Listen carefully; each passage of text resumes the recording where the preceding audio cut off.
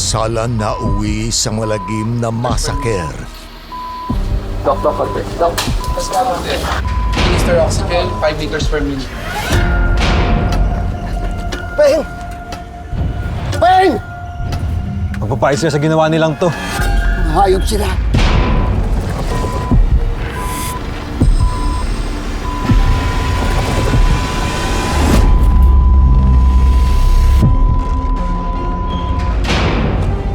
Sino sa grupo natin ang nagtraidor?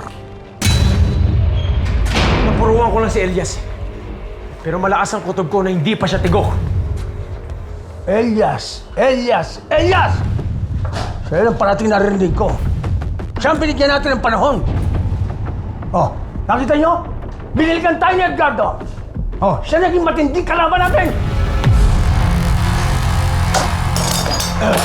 At dahil nadamay ang anak, gaganti ang ama.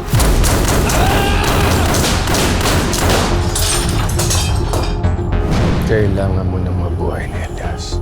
Pag nasiguro ko na ang kaligtasan niya, tsaka ka naman isusunod ang mga hangal na gumawa nito sa kanya. Sino ka? Nasaan ako? Ingay, ako bahala sa'yo. Huwag kang lalapit! Gusto mong tuluyan kita. Habang nasa poder ka namin, poprotektahan ka namin. Walang kakanti sa'yo. Ang mga kriminal naman, sisingilin ng karma. Anong totoong pangalan ni Vanessa? Vanessa. Kaibigan ni Vanessa si Elias.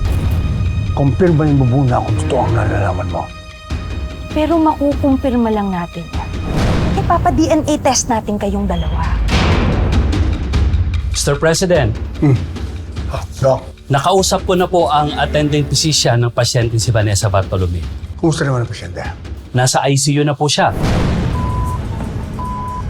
Time of death, 11:11 p.m. Alright. Non-stop pa rin ang action at bardagulan.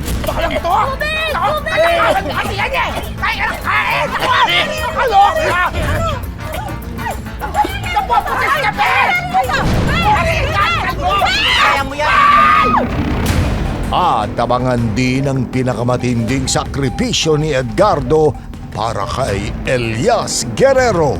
Pagkatapos ng lahat ng masalimuot na dinanas mo, Elias, ito na lang ang tanging bagay na magagawa ko para bumawi sa'yo. Bilang ama mo, kahit ang maging kapalit pa ay manganib ang buhay ko, mabubuhay ka. Simula na ng Sunny Puwersa sa Black Rider. 8 p.m.